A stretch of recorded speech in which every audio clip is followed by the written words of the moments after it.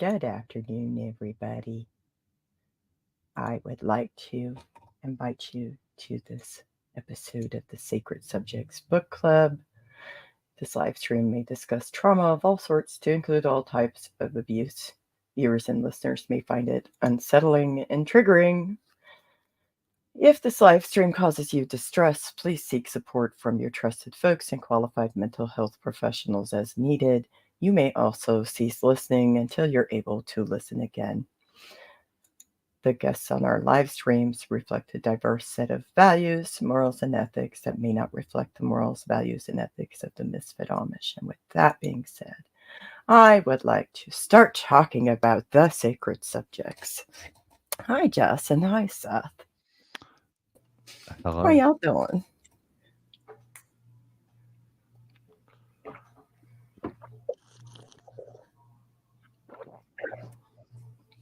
What you got, Jess?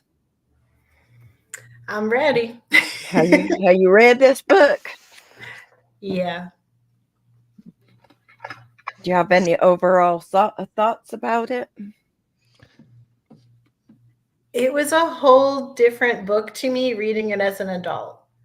Like actually hearing it and hearing all of the details for the first time, even though I knew it was really gross. Well, what about the idea that every young boy's heart beats a little faster at the thought of a special girl? Seth, do you have any thoughts about that?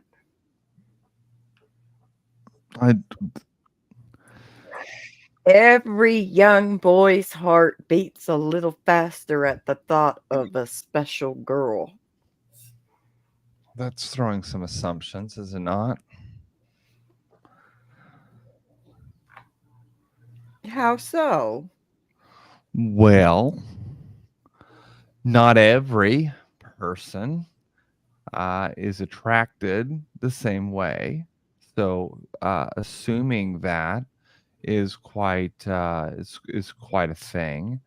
And also the point at which attraction begins also varies developmentally. So that's also throwing in an assumption that every young boy, well, at what age? There's no age given.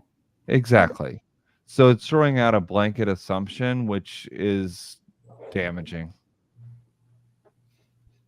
How about this one? Every girl's eyes shine a little brighter at the mention of a special boy. Okay, that's really what we're reading today. So I need to provide a disclaimer to our audience, and I'm really happy that our audience is here. But I'm just going to throw out a caveat here. I have not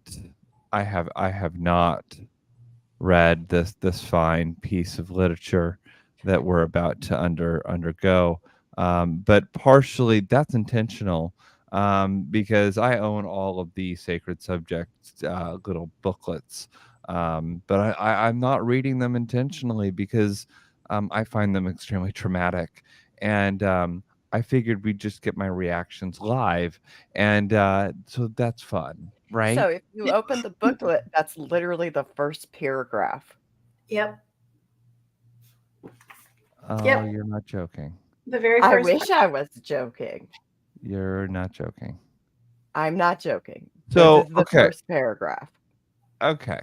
So can we talk about assumption, and can we talk about what that does to just expecting that people are going to act, behave, and be a specific way without really any precursor or understanding of human development or how people react in the world?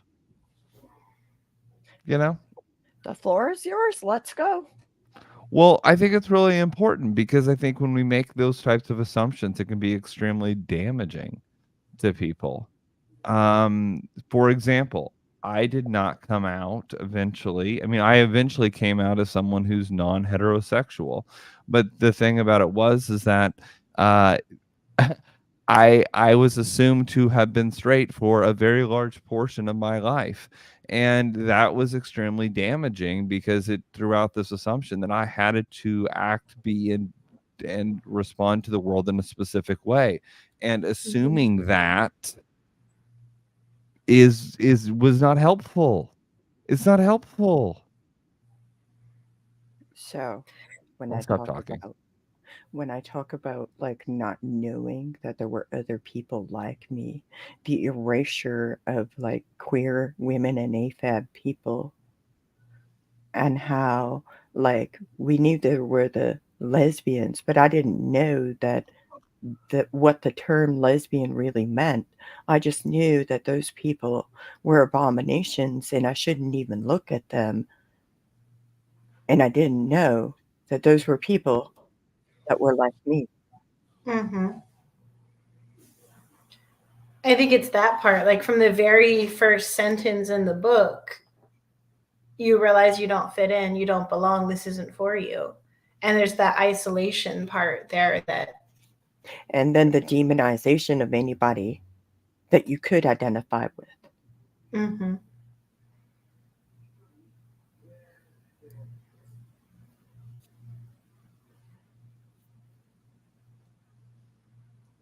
Yeah, it's like you have to fit in one of the boxes, and if you don't, there's just something wrong with you. And there's no space given for that. There's only 2 boxes. Mm-hmm. Straight. Actually, there's 3 boxes. There's straight, there's male, and female. And the other part of that is over and over, I hear from people who who have children that happen to be intersex, and the way that those, even as babies, are treated inside of insular Anabaptist communities and insular religious communities as a whole, by and large, is harmful. People discriminate against babies because of these assumptions and these strict binary roles that they want to put us into. Mm-hmm. I think it's really telling. I didn't even know what that was until I was an adult. I didn't even have any concept of what that meant. Of what meant? Of being intersex. I didn't either.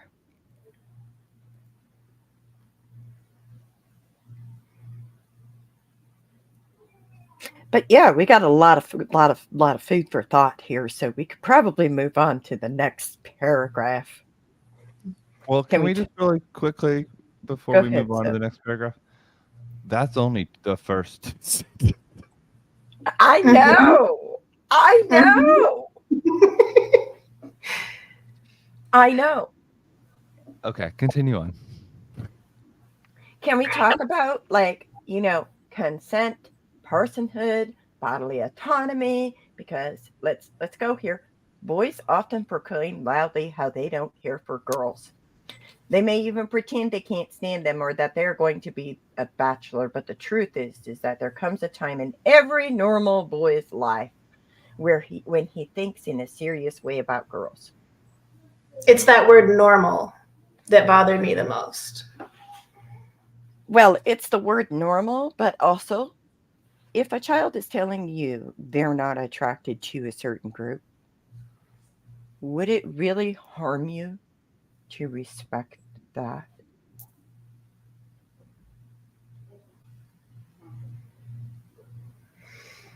There's no space.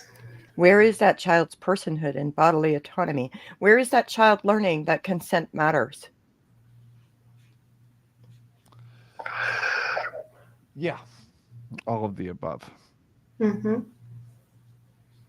But don't worry, we're about to learn how girls may also pretend that they too are not interested in boys. Just the way they worded it takes away a person's ability to even say how they're feeling or say what they think about it. Like it's taken from them and they're like, let me explain this to someone else for you. Like these children, even though these children are verbalizing what they're experiencing, they could not possibly know what they're experiencing. And we need this minister to tell us, this author minister who has to be anonymous. to tell us what they really mean by that isn't really what they said.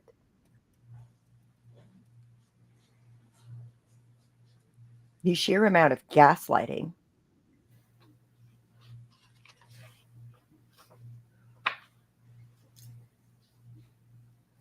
I also thought it was really telling the part about girls, where there's like 3 options for your life. You get to teach school, stay home and care for your mother, or become an old maid. That's it. Our whole life is to be dedicated in servitude. Just we have not actually embraced our true worth and value until we have embraced and submitted to the will of the Lord to be a subjugated person who doesn't have bodily autonomy. Our ownership should come from our husbands and our fathers and our grandfathers and our ministry. We can never even speak what we mean. Oops. Hi, Seth.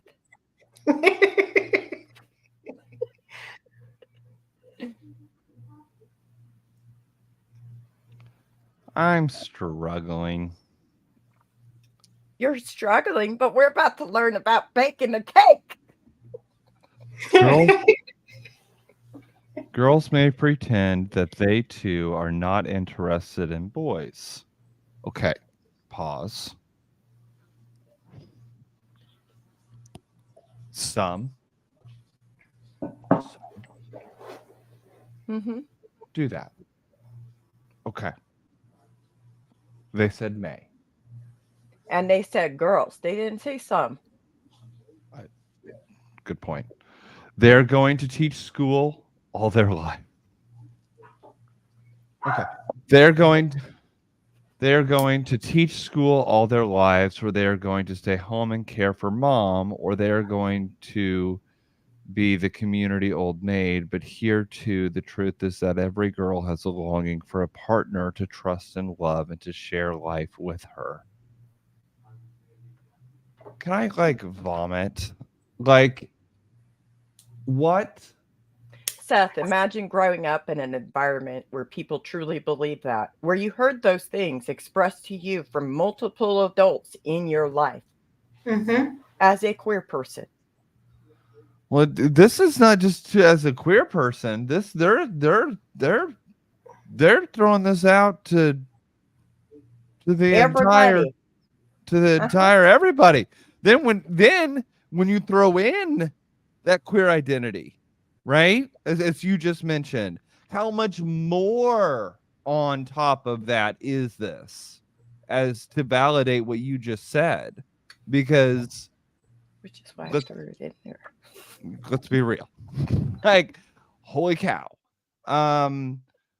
It's like, is it the 1950s? Is it the 1940s?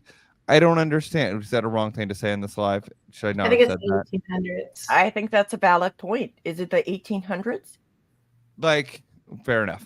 Sorry if I got the year wrong. I'm just saying, I'm just saying, are we still back in the time where women don't have rights? You know what I'm saying? Yes. Because what the way that they are proclaiming this is essentially saying that women don't have the freedom to be independent. They're essentially saying that women don't have the right to be independent human beings with free autonomy, but that they are 100% dependent upon another person. And that is not at all reality in this world. But that is reality when you are raised so many people in the Amish world.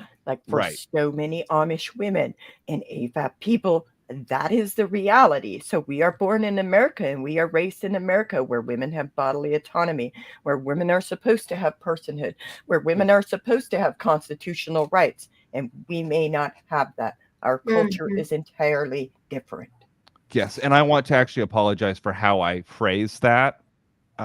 This is a little tricky conversation for me, and I want to apologize if I phrased that wrong. Because I phrased it. Well, I phrased it as if, but women don't. And the truth of the matter is, many women do live in this high control, like many women live in high control religions in which this is the reality. And it is really, really sad, and it is really, really wrong. And I'm not trying to in any way undermine the fact that that is still happening. What I'm saying is that we're moving in a generation and like in a society where this shouldn't be the case anymore, is all I'm trying to say. Yeah, this shouldn't be the case. You're Right. you're correct. One of our listeners, Benita, says women has absolutely zero rights in these communities. A woman on her own has no value. Her value comes from the men in her life. That's right. Her value and her voice. Her personhood and bodily autonomy are given to her by the men in charge of her. And if you cannot see that, step back, step away, and challenge your perception of what personhood and bodily autonomy are.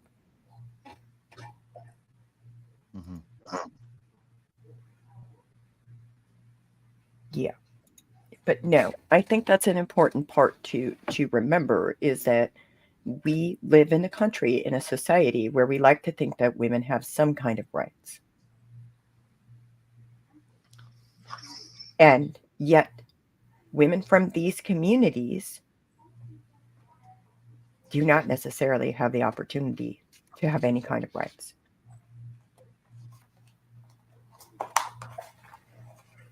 So, anyways, should we go to the cake part? Because we could sit here and literally just talk about the first 2 paragraphs for an hour, could we not? Yeah.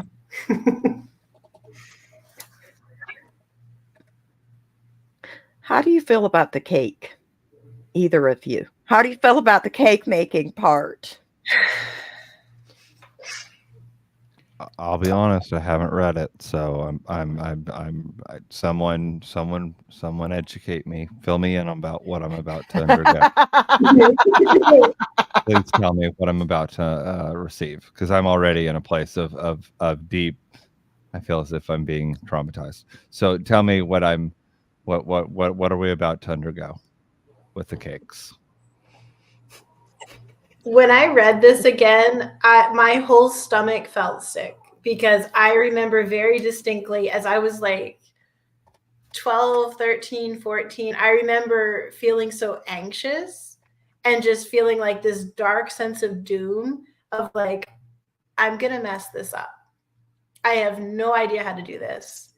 I watched other girls that already had their weddings planned out, and I was just sitting there like, oh no, I don't know how to do any of this. I remember like thinking about it and like thinking about all the details of, because they did talk about the cake and making the cake and all of that.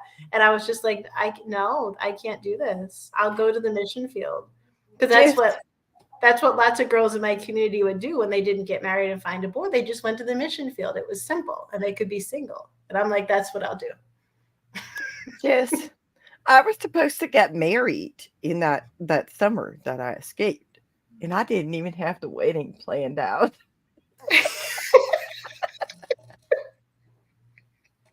Literally. I'm just saying, like, that's the thing, is like, it's really hard to plan something you really don't want. Secondly, when you get married, as Benita also mentioned, in her community, a woman loses her name when she gets married. So the thing about the ownership part and the baking the cake, part of what stood out to me with baking the cake is like, so Alvin and Amos, they're 2 boys who wanted to make a cake, and they had the best of intentions. Oh yes, we hear this one quite a lot, right? And they didn't prepare properly. This is the gist of it. It's like we speak in parables, right? Like we do that. We speak in parables. So they basically started making this cake. They didn't have the right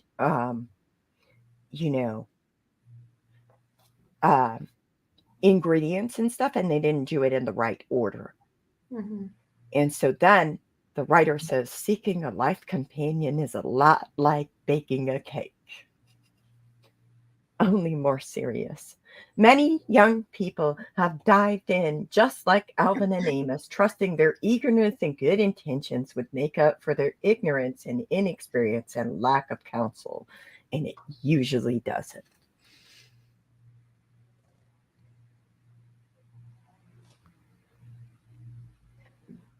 I think Seth has some interesting.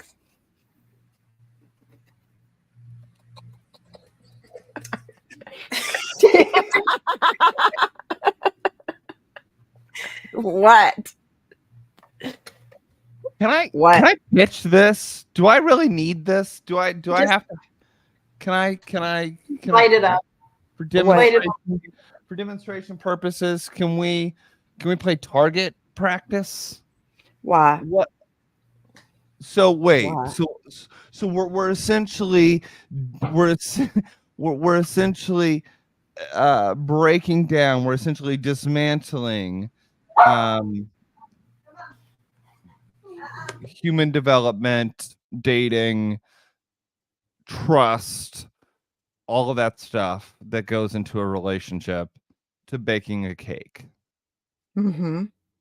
And not only that, from the 2 paragraphs that we've already read, we can tell that from this it is so, and I hope I don't say the wrong word here.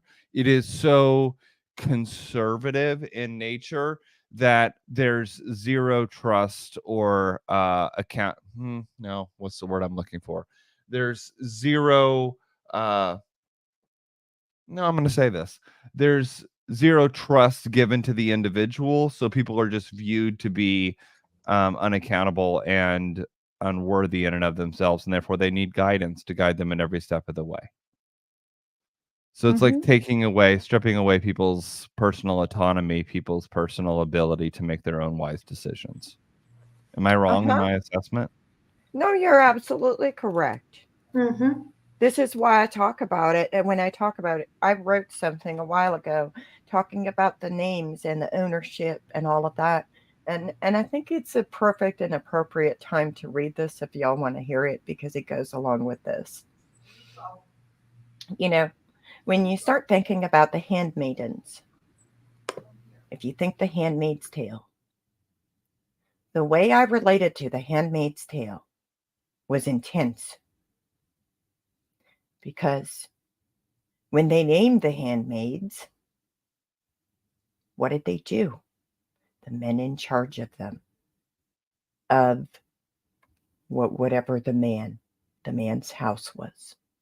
And for us, we would talk about women with their husbands or their father's first name. It really stuck out to me how, like, we would talk when we got married, we would be referred to by our husband's name and then our name instead of our father's often. Unless, like, genealogy was being discussed, even the widow was called instead of, and I'll use my oven, my incubator, as an example because I feel she's worthy of this discussion. She was called John C. Sally. That was her name as a widow. Or she was called the Ape Sally. Because even as a widow, she didn't have personhood and bodily autonomy. And when she was remarried again to a widower with a different name, and his name was Will Kemp, then she was Will Sally. And she was still, for genealogy purposes, John C. Sally. I don't even know my maternal grandmother's father's name. I don't even know it. They didn't list her parents in our genealogy book. She was Tichon Mary because I was named after her. Our identity is tied to the men in charge of us. We didn't exist as humans without that name as an identifying factor. Even my aunts and uncles, and I'm going to name some of them who were in Sins of the Amish because I feel they're worthy of this. So, like, Rudy, Lizzie, or Lydia, or anyways, I have a whole list of names. But the point is every single one of them, we called them by their husband's name first and then their name. This is how people knew who we were. We weren't allowed middle names in our settlements. Instead, our middle initial was the first letter of our father's last name. My Amish name is forever tied to my Amish father. Even if I had gotten married, I would have been called Henry Mary and still had my name be with my father's name. And once you get married, you have to submit to your husband's authority, ministry, husband, father, grandfather. You didn't have bodily autonomy and personhood in an environment like that. Even when you would vote in the church, you were supposed to vote on certain activities because it was a ritual. It was a thing that we did. And when the women and girls were asked, they were supposed, and I was taught to vote with whatever my father or my husband said. And if I went against it, I'd be going against God. What, Seth? Okay, I was aware of the name, like not the extent of the name stuff, right? Of like in regards to the middle name and the middle initial and that stuff. That's news to me. But you, in regards to voting, you had to vote what your Husband or husband father. thought.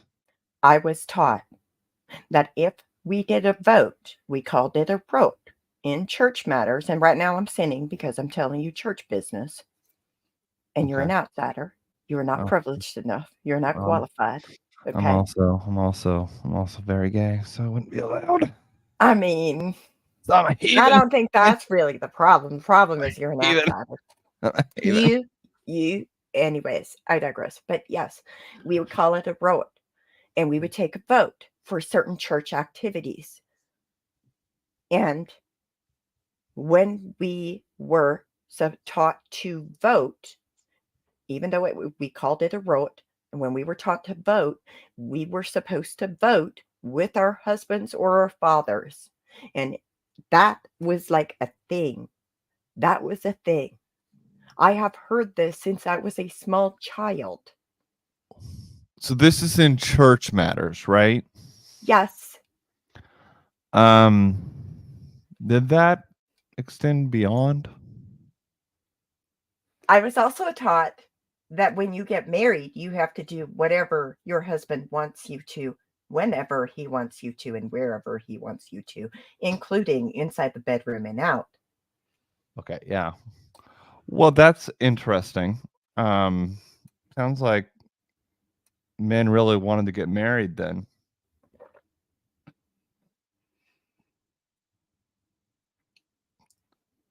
Really, Seth?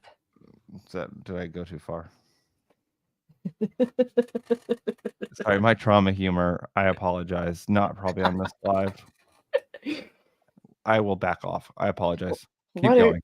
Men really wanting to get married? What makes you think that? I have no idea where you. Well, they wanted to be served hand and foot, is all I'm saying, and it's wrong, and it's wrong in every in every way, shape, and form.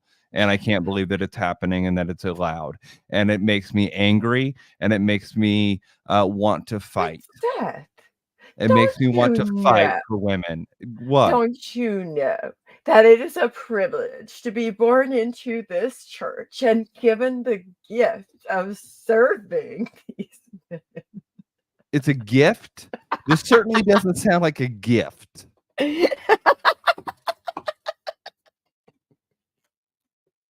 Gifts are things we want to receive. But also, I could never know what I want in life. I need this anonymous minister to tell me what I want in life, right? Yes? So, like, go ahead, Jess. I'm talking enough. I just was like, I mean, it's a gift to men. But this is our duty, our obligation. It is a privilege to serve in that matter. Don't you know, Jess? It's the reason we were created, obviously. Like, this is the whole reason we exist. Mm-hmm. We were created to be helpmates.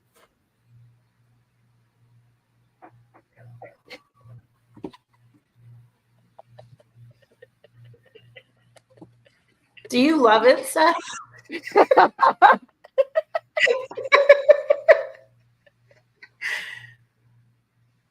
I don't. And honestly, I'm happy I'm gay. Like especially in this conversation, it's like the one winning point, because if I was not gay, I would actually feel very, very like because the thing about it is like what it's really showing and what it's really emphasizing is how men have used the church and they have used religious systems for their own power and control. And what they've done is they have literally used it to monopolize and control women, and it's wrong. And then they've used the Bible to back it up, and it pisses me off.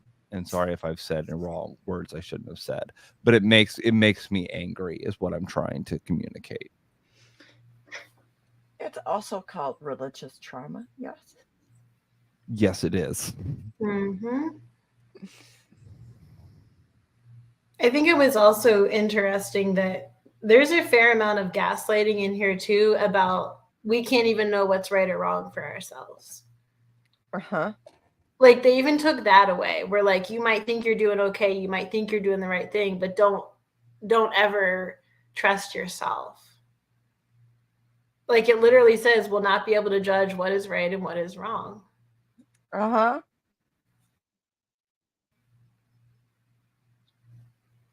It's so gross. One of our listeners says it's really fun watching Seth's reactions. I just want everybody who listens to this to know that. Well, I'm really happy that someone is finding joy in my reactions, because I am struggling. And I'm so nervous that I'm going to say something wrong. So I want to just throw this out to this entire community. I care about you and I support you and I will fight for you. But if I say anything wrong in this live, please know I don't mean this. This is so delicate. This is so delicate conversation. So, but it makes me angry. It makes me angry. Can I just say this? If you feel like Seth is saying something wrong, you need to actually talk to him about it. People cannot correct their actions if they don't know better.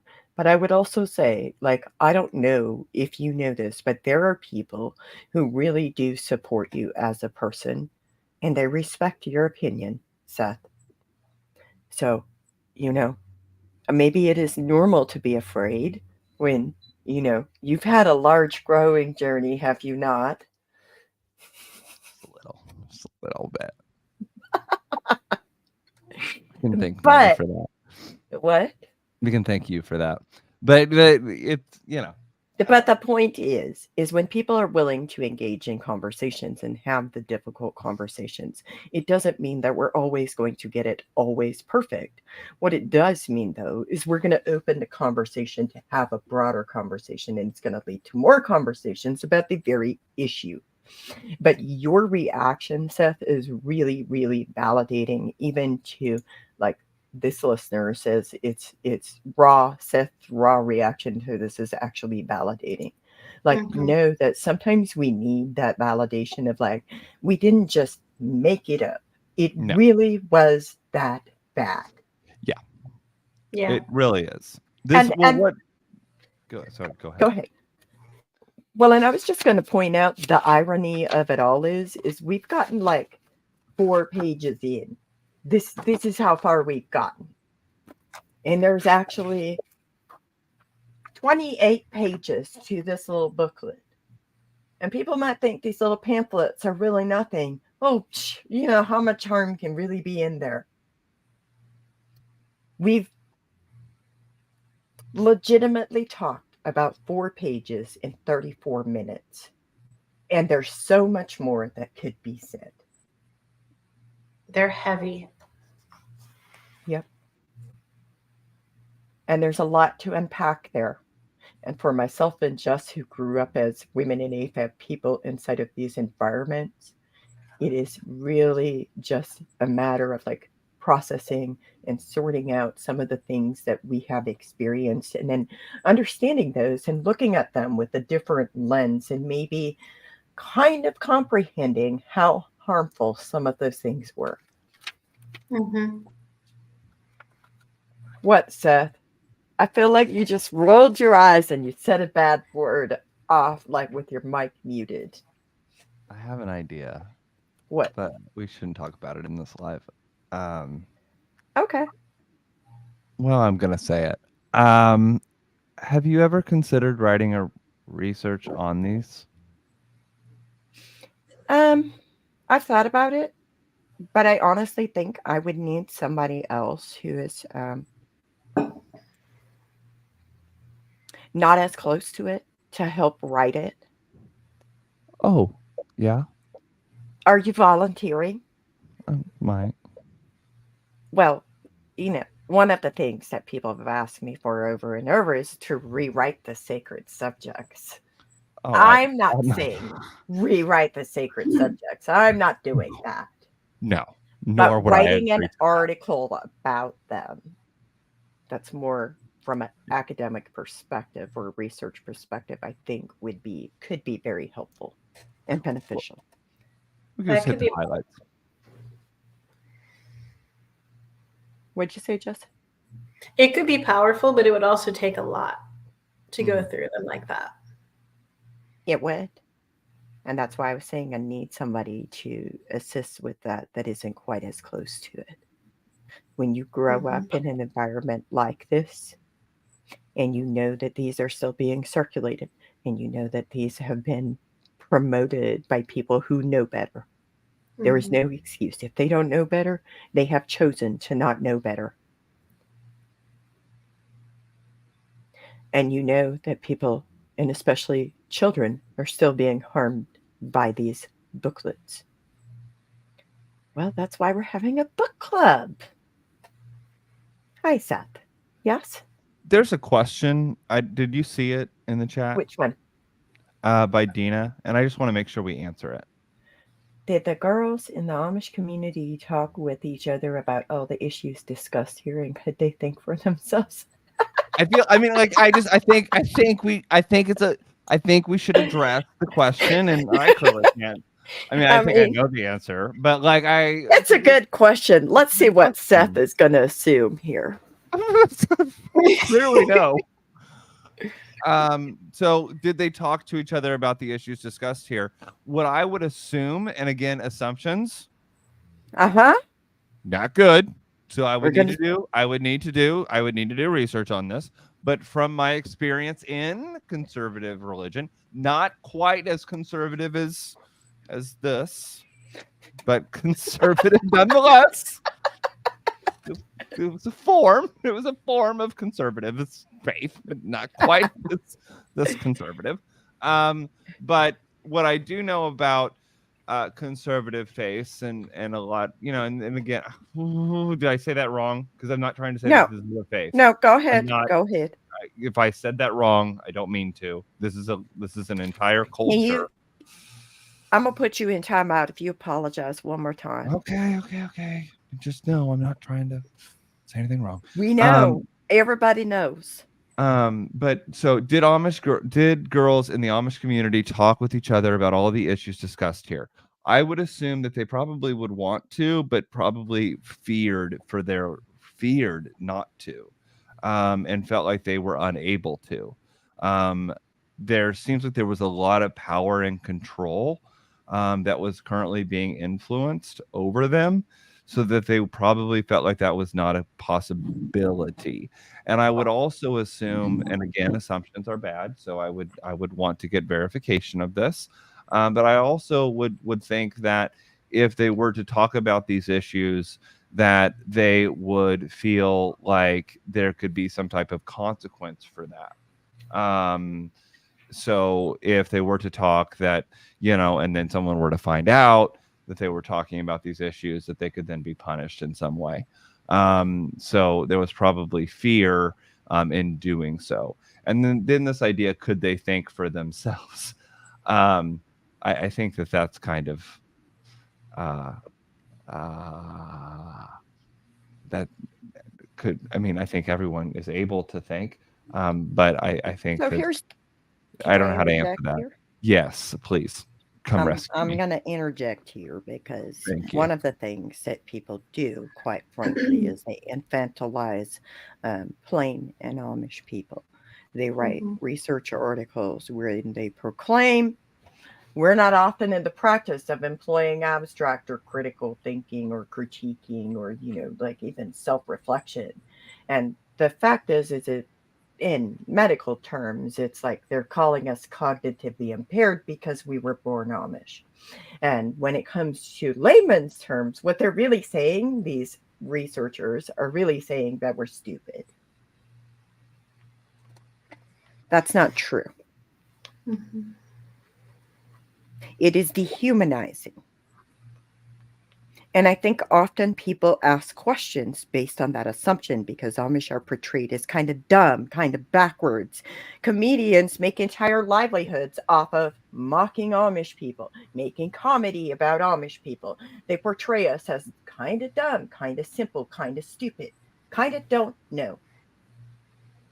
It's not that we're incapable of knowing, it's that there's stereotypes about us, and that is one of the stereotypes. It is a trope that has been trotted out over and over and over again.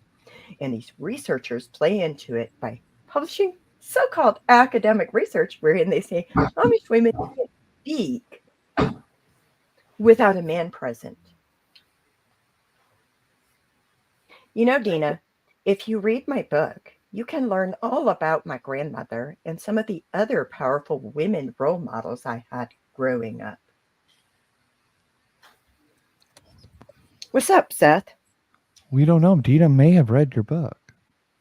Well, maybe she could go read it again. Like, I really think that Dina is trying to know and understand a little bit, but I also think that that question comes from a place of stereotyping.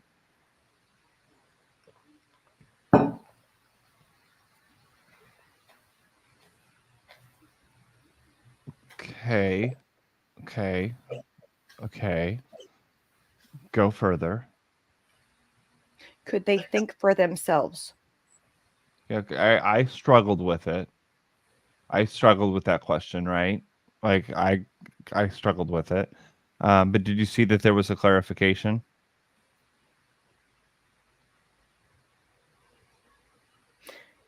Okay. I mean, maybe people get taught to believe things. They get conditioned and groomed to believe things. But it also doesn't mean, like, for example, if you think about, like, my grandmother, for example, like, she was a woman who was like, no, I'm not doing this. And people knew she had a voice. Even people outside the settlement knew she had a voice. They knew she had power.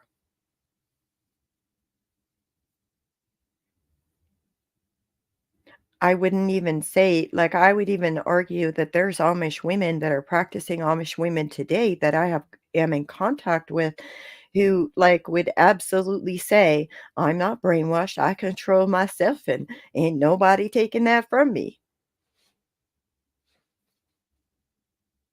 They're just human beings.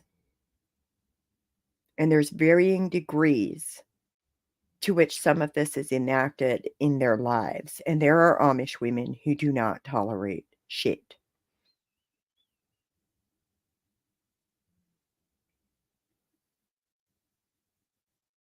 Does that make sense? Jess, do you have any thoughts and insights? Floor is yours. I can't speak for Amish people, but as someone from a Mennonite background, people often thought that we couldn't think for ourselves. It kind of, they would look at us as like childish even though we were full-grown adults at times. And it's really gross and it's really dehumanizing. And I think it makes us vulnerable, but it also takes away, I don't know how to say it. People don't take us seriously because they look at us as childish. They look at us as lesser than. They look at us as less capable. Mm-hmm.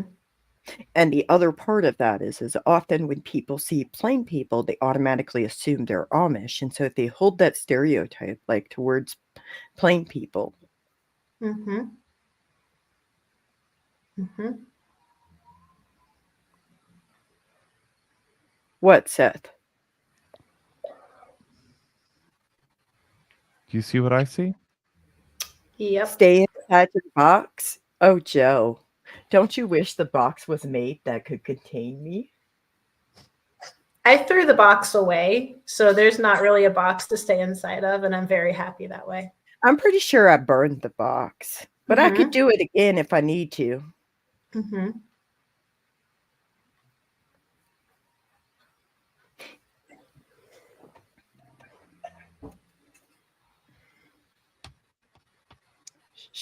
Shall we continue? Before I say something else. Oh, go ahead, Jess. Go ahead.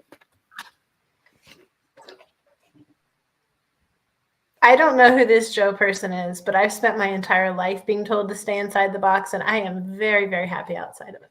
Why are you telling me to color within the lines? I'm not going to stay in the box. I'm not going to color in the lines. You're welcome. Now you know what to expect here.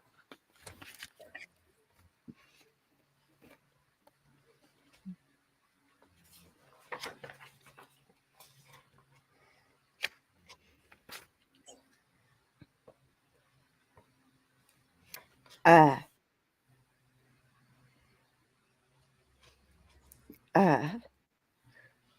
mean, Jess, when we go to this whole book, and you know, the plain people have very strong teachings against divorce. Joe, it's important to have these conversations about the things that we grew up believing so that other people can hear they're not alone in this journey. And so that also we can understand ourselves and our experiences better.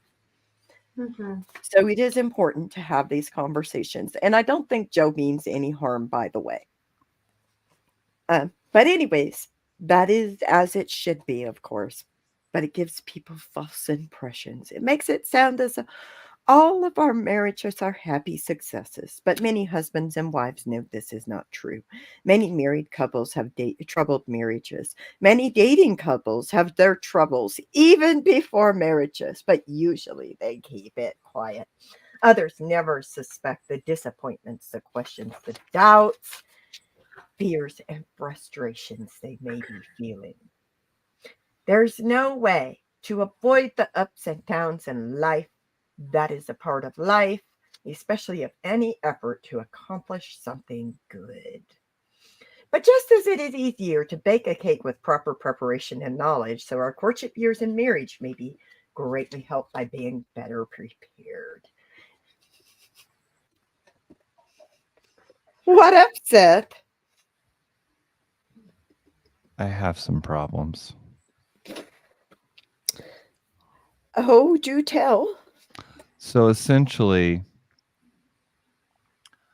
if I understand this correctly, in baking the cake,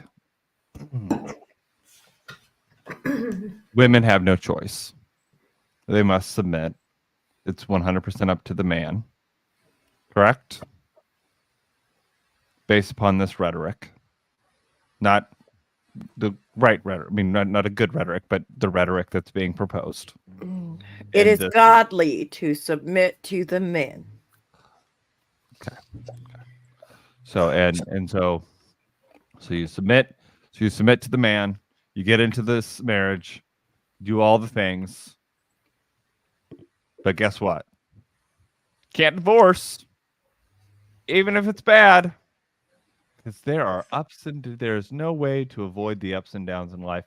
So essentially, submit, and guess what? If it's crap, just deal with it.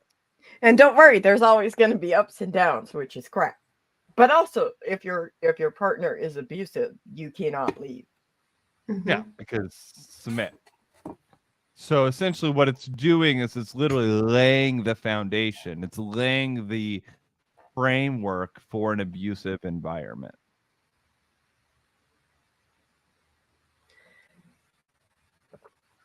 Literally, it's like That's one of the reasons. Go ahead, Jess. I'm sorry, Seth. I thought you were finished. Oh no, go. One of the reasons. That's one of the reasons that growing up, I would look at other couples, and so many of them were absolutely miserable. Like there were horrible things going on. Everybody knew about it, but they had no other option. And the women were absolutely miserable. But they always had to submit. They always had to do what their husband or the church told them. And it's just the way it was. So, when you consider like some of the life experiences I've had, there's all these people who tell me, well, your mother was abused too. And maybe she was, but she was also a parent. And parents have an obligation to their children. And she was also prosecuted for crimes. But this is the rhetoric that made it to where she had to stay in a relationship up until the last 4 years of her life. She was in a relationship where she was physically abused and probably I'm shut up now.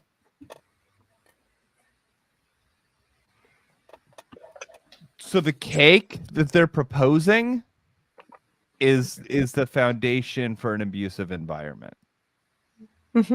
So what they're proposing with this book, this wonderful book that's been proposed here, what the cake that they're proposing is just so wonderful for a happy, fruitful, godly marriage is actually the recipe for abuse.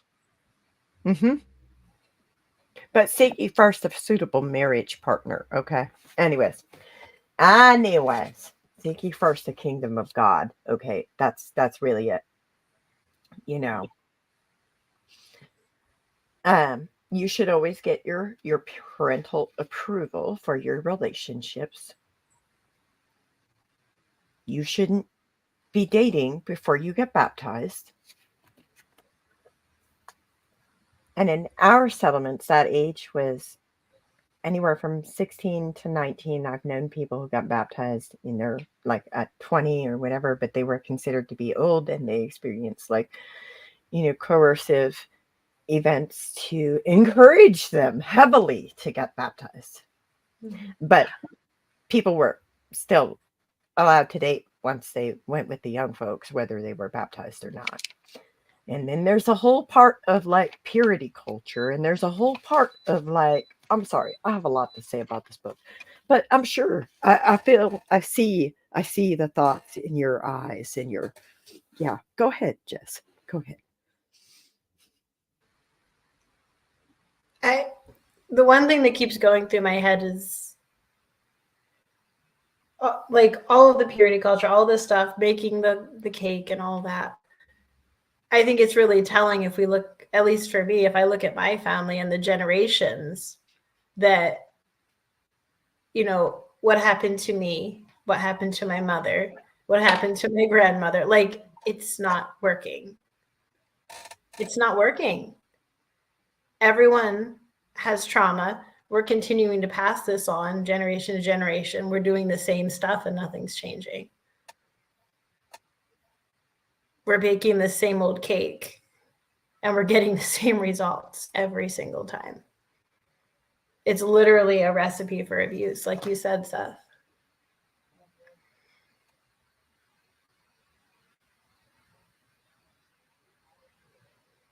I would agree. Well, and I think too, when you consider like evidence and what evidence teaches us about the recipe for a healthy relationship today versus that cake that we're using as the metaphor for a good godly relationship, like when you start thinking about that and comparing the two and contrasting the two, it's a vastly different environment. Like, you can't have personhood and respect and bodily autonomy and trust and mutual respect and trust. The mutual part, I don't feel like that's really present if you're promoting this kind of cake. And then on top of it, adding in the purity culture and the whole idea that if like you want a good, healthy relationship, first you have to have a good, healthy relationship with your parents. And, if the boy does not have a good, healthy relationship with his parents, it's the girl's fault. Did you catch that? Mm-hmm. What's what? What? Oh, just that you have some experience with purity culture. Yes, I do. Yes. I have no idea why you would say such a thing. It's a terrible thing. We didn't go to purity balls or wear purity gowns. That was too worldly. All them worldly people out there. Woo! But we were apples and cakes.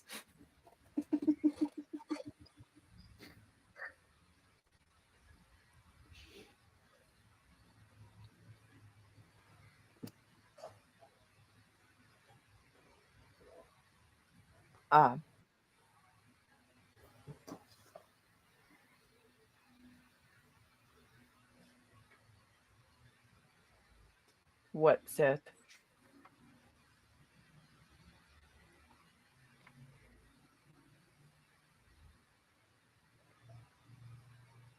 Nothing. How about this part? Chickens have a way of coming home to roost. The Bible says we will reap what we sow. Okay, insert cue song here. Bringing in the sheaves, bringing in the sheaves.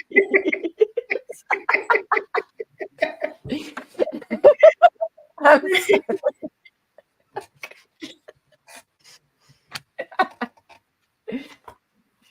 Many times it happens that way. The seeds you are sowing and getting along with your parents have a lot more to do with the way your children will feel towards you than all the grand dreams in the world you may dream.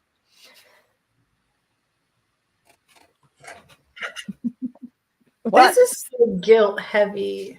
The sheer amount of shaming and guilt tripping, I can hear it now. Skäms dich mal, schick dich kära, ich muss dich mal schämen, du geht's alles recht. It's just so heavy. They don't even try to hide it. Like, it's horrible. Do you rage when you read this book? Yep. What is rage? When it feels like your whole body and every cell and every atom of your being is just like horrified by the fact that, number one, like part of the reason that you experience the experiences that you did experience and the very harmful experience that enabled people to torture you for over a decade and during your formative years and to get away with it and for nobody to provide any meaningful intervention. Mm-hmm. What is rage when it feels like it's, kind of pointless to even have this conversation? But I have to have this conversation because these booklets are still being circulated. They're being promoted and recommended by people who know better.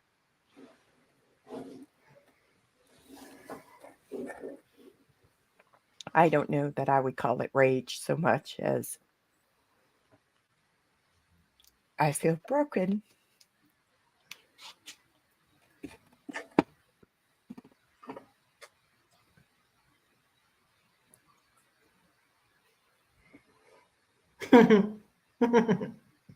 Maybe we should have a rage book burn party. It might feel cathartic. It might do my heart some good.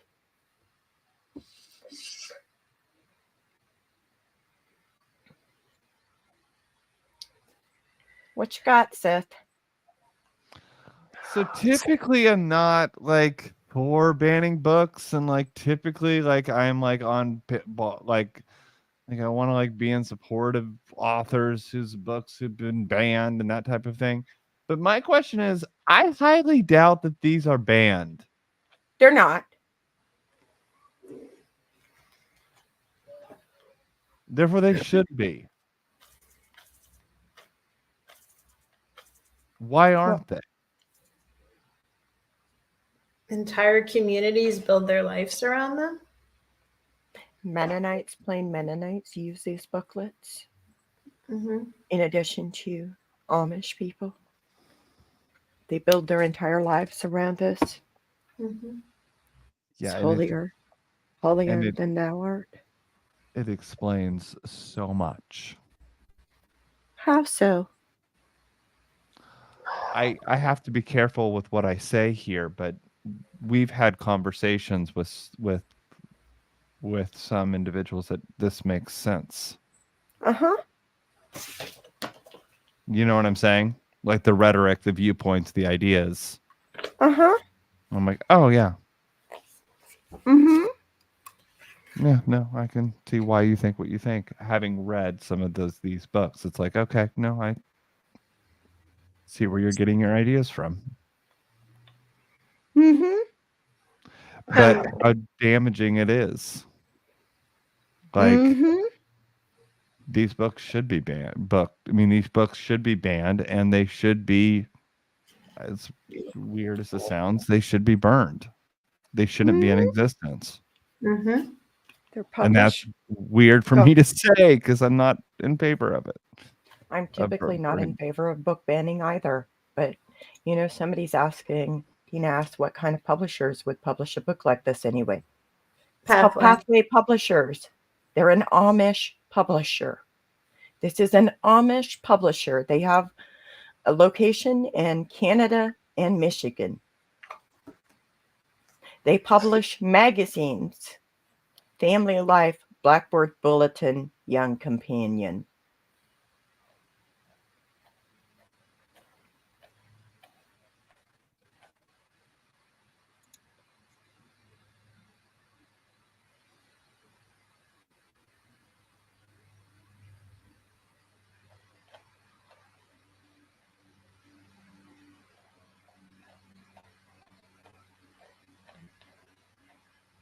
Can one of you read that? I can't read that.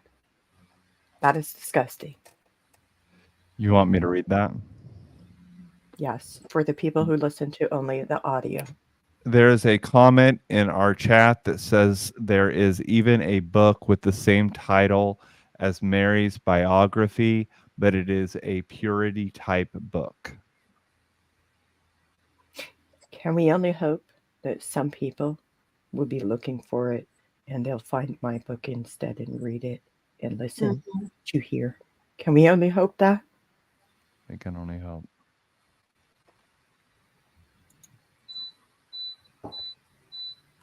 Oof. Well, I think I'm about ready to wrap this up. We got about, I don't know, halfway through, but we summarized like the rest of it, which is pretty much, we didn't talk about the alcohol, the strong drink. We didn't talk about the Bible verses in here to justify the position. And we didn't talk about young girl, your virginity is a great treasure. And I think that's for next time. Or should we just scrap it? What do we say? There's so much. What did you say, Seth? I'm gonna have to have some canned answers for that. Like I'm not prepped for that. Well, if it gives you any idea, I think it's been like over 7 months since we've had our last book club discussion because it was so dramatic. It's been that long. Yeah, I think it was like September, I think. I also didn't help matters. Yeah, but like it is important, and like somebody pointed out, like your visceral reactions to it felt validating to them as somebody who grew up in one of these communities where these values were held dearly and practiced, and as somebody who grew up as a as a girl, as a woman in one of those communities. Like, that's important for them to see. Is it even though, you know, maybe they didn't have the exact same experiences as I did, or what Jess did, or what you did, but to know that we can have empathy for one another, and understanding and compassion, and they're not alone. And it was that bad. It really was that bad. But yeah, I'm hoping that we won't come back in 6 months with another book club discussion. We will see. We will see. We will see. Do y'all have any parting thoughts?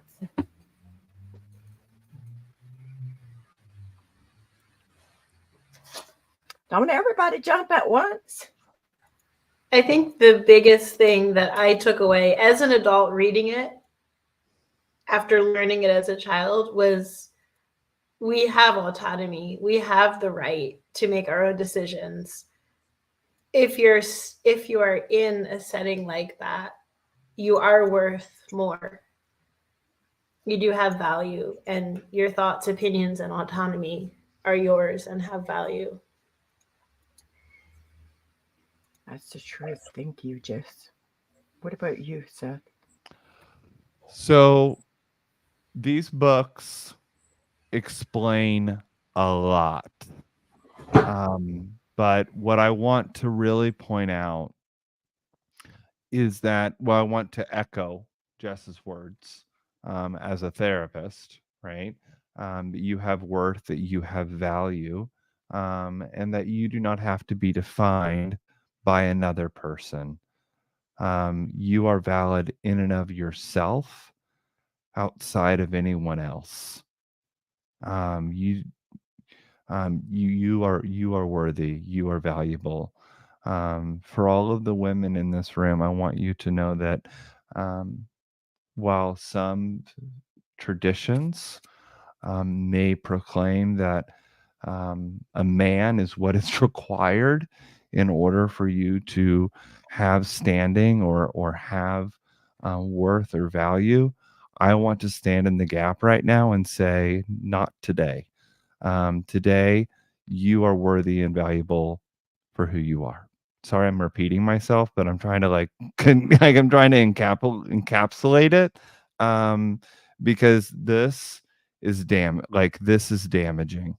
And if there's anything I can say is please, please, please, please, be careful if you decide to read this, and know that there are people out there that can help you work through things like religious trauma, because that's really what this book proposes and what it puts forth. And it explains why so many people find themselves trapped in systems of religious trauma and control. And But not only that, Mm-hmm. but in relationships. Bingo. That have elements of interpersonal violence. People are trapped there and they're unable to leave because of that. I would agree with Jess. Like, yes, like if you are in an environment like that, you are worthy. You are worthy of goodness in the world. You are worthy of kindness in the world. You are worthy of personhood and bodily autonomy. You are capable of making decisions for yourself. You are a whole, valid human being. And you don't deserve what's happening to you if you don't have bodily autonomy and personhood. Everybody deserves to live a life that is meaningful, where they make meaningful connections, and where they live a life that is congruent with their own personal values and their own beliefs, and not the beliefs of whatever religious group that they're in or that they were born in. Even if they joined in, that religious group has imposed upon them. And if your religion incorporates any of these values, maybe it's time to consider whether or not that religion is something that actually aligns with your true values. I'd encourage you to get out there and to think about how your life would look like in an ideal world, and what are the steps you can take to obtain that? Do you think you deserve access to intervention and resources to be able to escape? Because I think you do. And there are groups of people out there that will help you. And with that being said, I'd like to thank Jess and Seth for being here. Really appreciate it. Great discussion. I mean, terrible topic, but great discussion. We needed to have it. Thank you. I'd like to thank all of our viewers and guests. We couldn't do this without you. As always, thank you to our Patreon subscribers, hosted by myself, Mary Byler, funded by the Misfit Amish, and our Patreon subscribers, produced by the Misfit Amish in 2024, art by BJK and MB. Like, comment,